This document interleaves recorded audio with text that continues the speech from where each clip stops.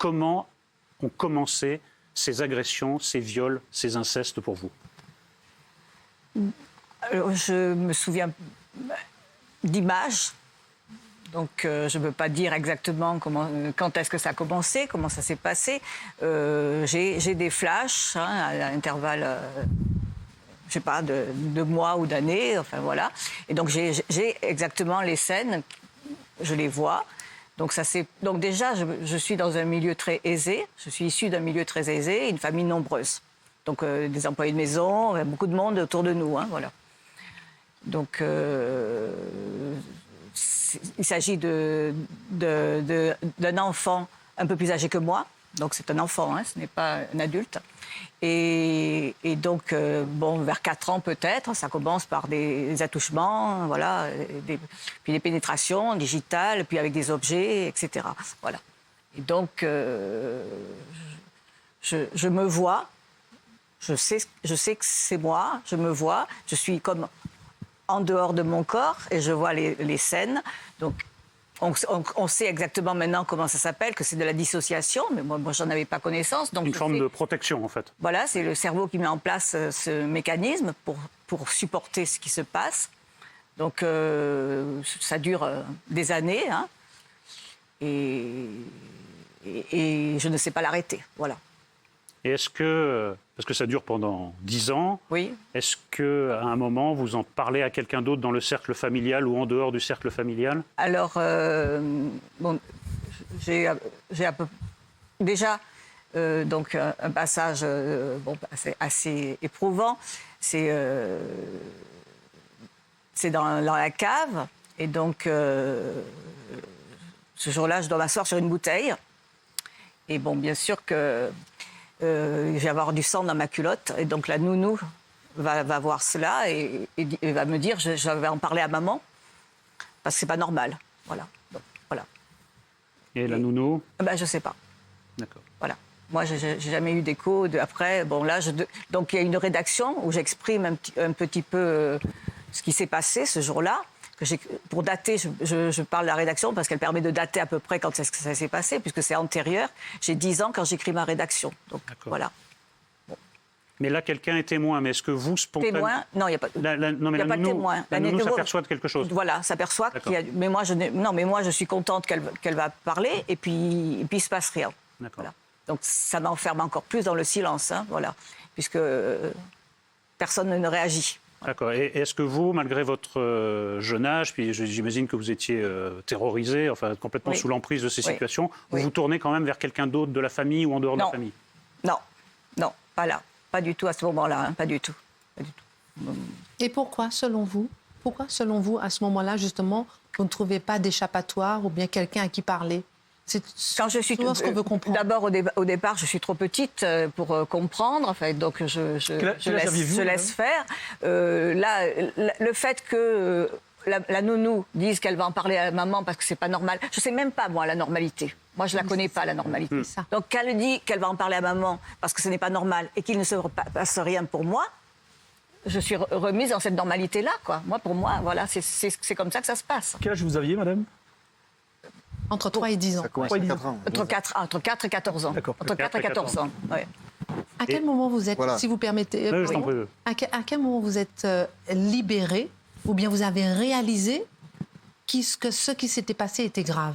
Parce que ça prend beaucoup de temps, justement, pour que ça puisse se mettre... alors là, je vais vous expliquer que Alors là, ça va faire 50 d'années pour que je comprenne vraiment tout ça, hein, voilà. Donc, c'est ça ce qu'il faut comprendre, c'est que j'ai pas d'amnésie post-traumatique, donc je sais qui c'est, je connais, je vois les actes et tout, mais la gravité des choses, l'affectif, etc., là, c'est la catastrophe. Hein.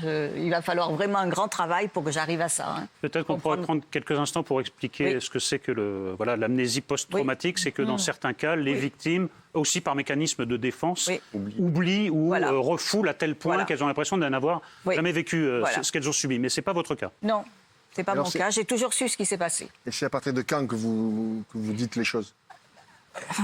Donc, à 14 ans, déjà, je lui dis il faut arrêter. Voilà. Là, il faut arrêter. Donc, c'est pas lui qui spontanément s'arrête, c'est vous qui mettez... Non, mais attendez, ça va pas s'arrêter. Je lui dis qu'il faut s'arrêter. Mais lui, il va me faire chanter. C'est-à-dire, et le chantage, c'est incroyable. Il va dire, je vais le dire à maman. Je vais dire à maman tout ce que tu as fait. C'est moi qui suis... Oui, la victime. Et donc la culpabilité, je l'ai en moi déjà depuis des années. Et bien sûr que là, ça m'accable. Donc voilà. Donc ça ne s'arrête pas, quoi. Voilà. Et moi, je vais avoir ce poids-là de ne jamais avoir été capable de faire arrêter.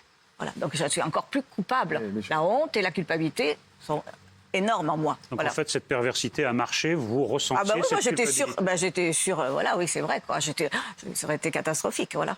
Et quand on subit des choses aussi graves, aussi jeunes, on imagine quand même que ça a des effets très forts sur une fillette. Est-ce que vous aviez des troubles du comportement ou des problèmes particuliers ?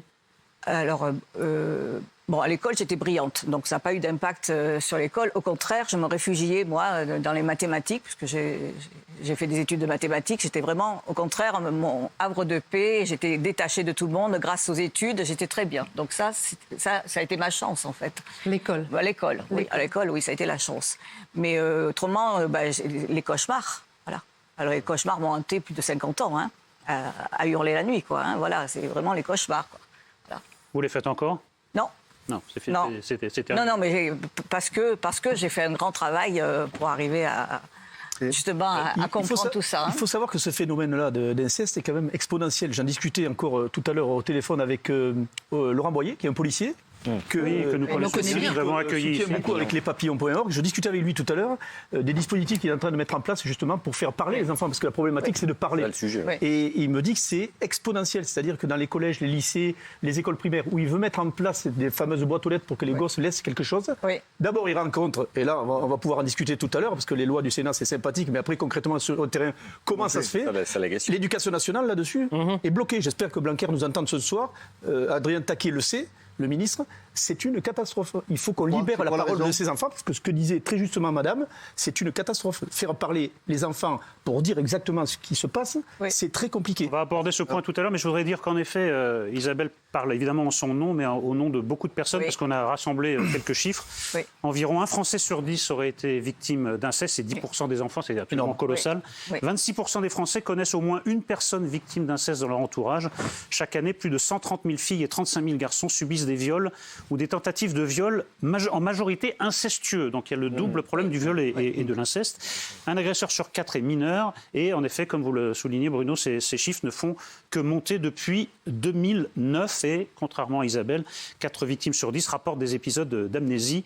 Et pour un tiers d'entre elles, ces épisodes d'amnésie ont duré plus de 20 ans. Alors après, il y a une autre étape très très importante. C'est qu'une dizaine d'années après que ces faits de viol et d'inceste aient cessé, vous faites un livre. Une dizaine d'années dont... Ah, je croyais que c'était à 25 ans que vous l'aviez fait. Oh non. C'était à quel âge ? Non, moi à 21 ans, je me marie, je fais des études, j'ai des études de maths, donc mon mari s'en va à la naissance de mon premier fils, j'ai 24 ans, et là... c'est cette date avec que j'ai confondue. Là, je parle à ma mère, là, j'ose le dire à ma mère, à 24 ans. Voilà, j'ose lui dire, et le silence. Voilà. Elle me dit pas, c'est pas vrai. Elle me dit pas, mais qu'est-ce que tu racontes ? T'es folle ? Non, rien. Non, vous pensez qu'elle le savait ou pas ? Ça, c'est 24 ans. Vous avez réussi à vous reconstruire toute seule ou en suivant des... Je vais vous dire comment j'ai fait, fait ça. Gaspard, et ensuite je vous redonne la parole. Ce qui est sidérant dans ce que vous racontez, c'est le parallèle qu'on peut voir avec le livre de Camille Kouchner, dont on a beaucoup parlé, parce qu'elle raconte le dialogue qu'elle a avec son frère, où son frère lui dit « Tu verras, quand on leur dira, ils ne le nieront pas, mais ils s'en foutront. » Oui, c'est pas... Mais vous pensez qu'elle le savait ou pas ? Moi, je n'ai jamais pensé qu'elle le savait. C'était trop compliqué pour moi, trop douloureux de penser que ma mère pouvait savoir. Mais bien sûr, après, avec des années, 30 ans plus tard ou 50 ans plus tard, avec la thérapie et tout, bien sûr, moi, ma psy m'a dit, mais enfin, Isabelle, vous lui avez dit, voilà, elle le sait. Mais moi, je voudrais que, quand même, on revienne un peu sur cette scène, parce que j'ai quand même du mal à imaginer... que vous fassiez une révélation ou pas, d'ailleurs, peut-être le savait-elle, mais vous dites quelque chose d'extrêmement important, d'extrêmement grave à votre mère. Elle garde un mutisme total. Elle vous regarde, elle ne répond pas du tout. Elle ne revient jamais sur le sujet. Non. Moi, je reviens un petit peu de temps en temps. Je suis revenue sur le sujet lorsque il y a eu le livre de La belle fille de Bontemps qui était paru, c'était dans les années 80.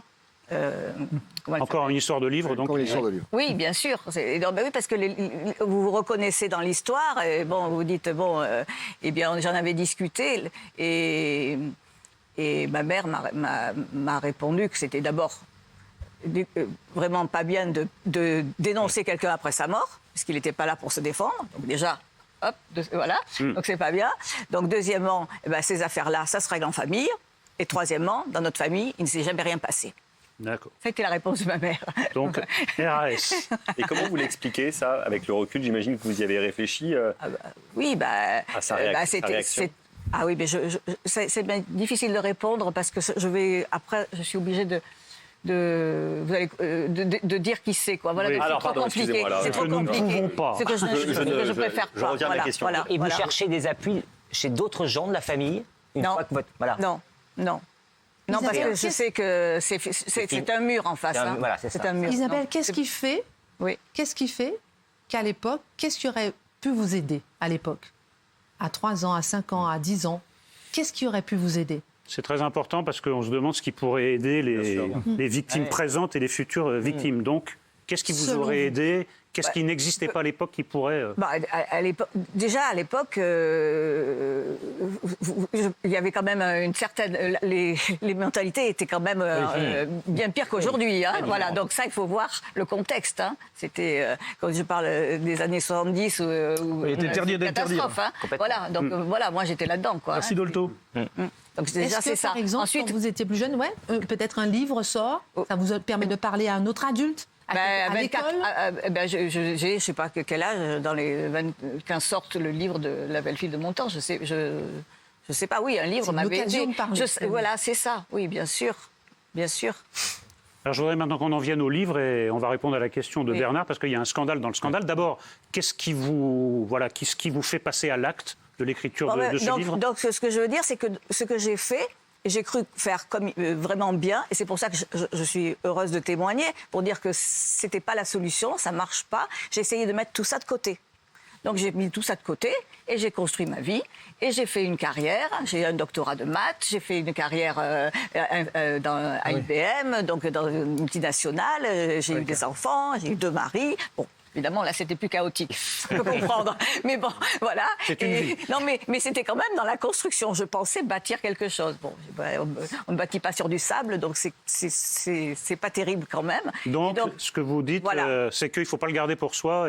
Non, parce que ça marche pas.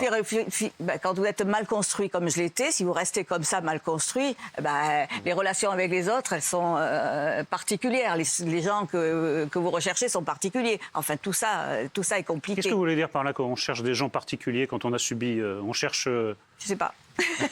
On cherche une autre... Je ne répondrai pas trop non plus. Non, mais on cherche... soyons vagues. Vous cherchez une autre figure familiale ou on cherche des équivalents? Non, mais c'est-à-dire qu'on ne comprend pas trop. L'amour, c'est compliqué, l'amour. Hein, vous comprenez vos parents, enfin, en tout cas, votre famille vous a donné un amour qui est très, très particulier, qui est très toxique. Donc, criminel. Vous, l'amour, c'est plutôt quelque chose de toxique. Donc, voilà. Et justement, Isabelle, une question très difficile à poser, mais j'ai envie de vous la poser parce que je suis convaincu que beaucoup veulent vous la poser. La sexualité, pour un homme ou pour une femme, c'est important dans son épanouissement. Oui. Est-ce que vous pensez que malgré tout ça, vous avez eu un épanouissement dans votre sexualité normal après ou pas? Pas du tout. C'est-à-dire que moi, je m'en foutais complètement. Je pouvais coucher, c'était pas un problème. Hein, voilà, c'est ça. Oui, c'est souvent ça. Voilà. Lié à ce traumatisme, à ces agressions. Bien sûr. Forcément, vous êtes dans la dissociation pendant des années. Donc de toute façon, vous êtes de votre corps. Bien sûr. Hein, c'est pas Mais Eric, une chose qui est importante dans ce que dit Madame, dans les années où ça y est arrivé, il n'y avait pas toutes les aides. Il y a quand même beaucoup de choses qui ont été faites depuis, malgré que ce soit exponentiel la problématique. Il y a beaucoup de choses qui ont été faites. Il y a beaucoup d'enfants qui n'ont pas l'air de savoir vers qui se tourner. Oui, mais il y a des dispositifs. Hein. J'étais cet après-midi avec le ministère de l'Intérieur à en discuter sur les structures, les unités de protection des familles. Pardon. Monsieur a enquêté. Oui, j'ai enquêté au lycée. Parce que c'est important, souvent. Et encore une fois, la police est là pour ça aussi en même temps. Gendarmerie, police, etc. Il y a mis en place des salles qui ont été copiées sur un modèle canadien qui est la salle Mélanie, pour accueillir des enfants justement qui sont violées, qui sont tripotées, enfin bref, des choses abjectes. Et le ministère de l'Intérieur, là-dessus, a bien travaillé, je pense, avec la gendarmerie d'ailleurs. Il y a une quarantaine de centres en France comme ça qui travaillent assidûment. Mais, encore une fois, la problématique est exponentielle. Et ça, c'est un vrai sujet. Donc, il faut essayer de faire parler les gamins. Mais après, il faut s'appuyer sur les associations. On parle des papillons créoles. Voilà, il y en a beaucoup. Encore faut-il savoir où les joindre et quelles elles sont. Donc, je vous posais la question sur le livre, juste le livre, et ensuite on continue. Oui, j'en étais où? Alors, j'étais au livre. Moi, je voulais savoir qui vous a décidé à faire ce livre et pourquoi vous l'avez fait. C'est pas une décision. J'ai jamais pensé écrire. J'ai une carrière scientifique, donc j'étais pas là-dedans du tout.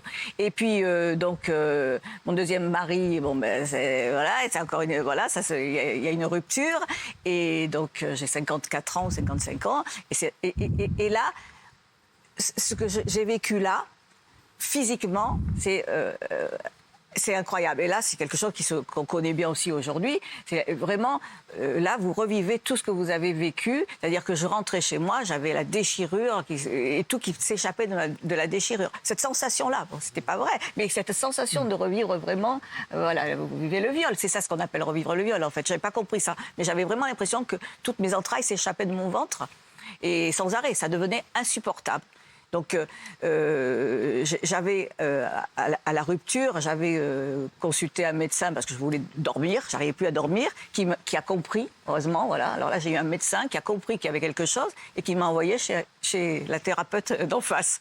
D'accord. Donc, j'ai entamé une thérapie que j'ai refusée d'ailleurs au départ parce que je pensais n'avoir aucun problème.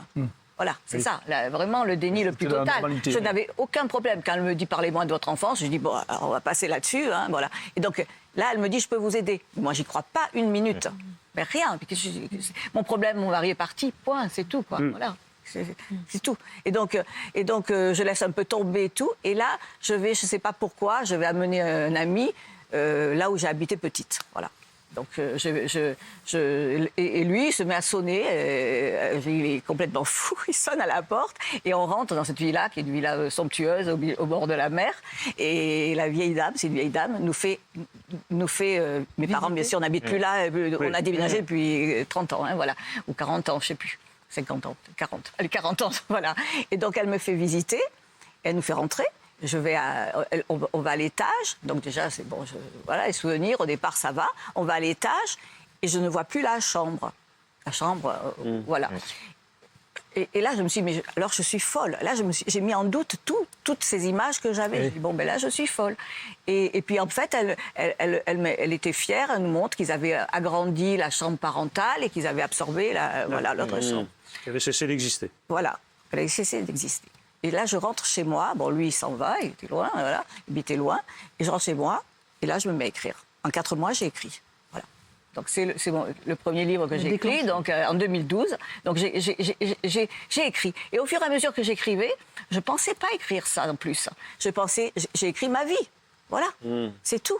Et puisqu'il nous reste quelques secondes avant la coupure, pour répondre à l'interrogation de Bernard tout à l'heure, il se trouve que vous avez été condamné pour ce livre. Alors là, ça mérite une explication. Mais non, mais c'est-à-dire que c'est à la fois choquant et... Mais non, mais c'est normal. Mon livre, donc, je l'écris et là, je suis accompagnée avec ma psy qui m'aide à prendre la décision de publier ce livre en mon nom. J'ai donc publié ce livre en mon nom propre. Hein, voilà. Donc, à mon nom propre, il y a les noms de tout le monde, il y a tout. Voilà. Et donc, j'ai pas le droit de faire ça.